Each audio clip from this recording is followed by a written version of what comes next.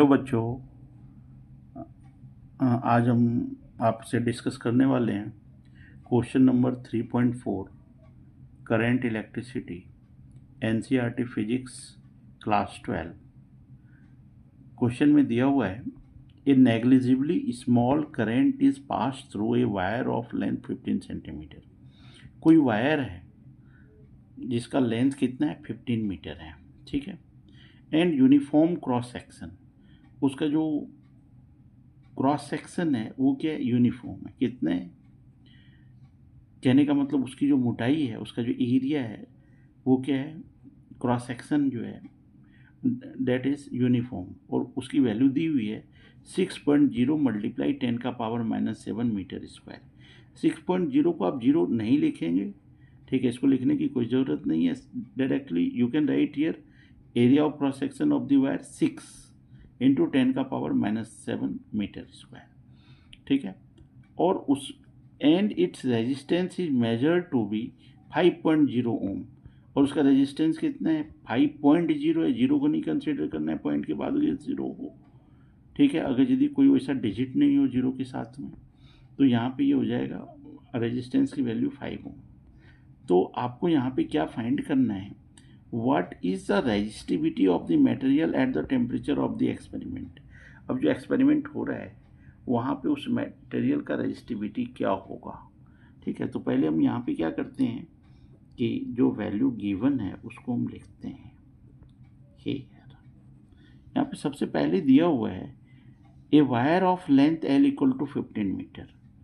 तो L length of wire, इसको हम L मान लेते हैं, ये आपका हो गया 15 metre. Uniform cross section area, तो ए की value uniform cross section area, ये कितना दिया हुआ है, 6 इंटू 10⁻⁻7 मीटर स्क्वायर। इसको हम कंसिडर कर लेते हैं कैपिटल ए। और यहाँ पे रेजिस्टेंस भी दिया हुआ है, रेजिस्टेंस ऑफ द वायर, ठीक है, ये आपका दिया हुआ है, कितना दिया हुआ है, 5 ओम। 5 ओम। अब हमें क्या फाइंड करना है, रेजिस्टिविटी। रेजिस्टिविटी को बच्चों आपको पता ही है, रो से डिनोट करते हैं। ये क्या होगा, तो हम जानते हैं वी नो, हम क्या जानते हैं यहाँ पर कि रो किसके बराबर होता है, रेजिस्टिविटी RA/L, ठीक है।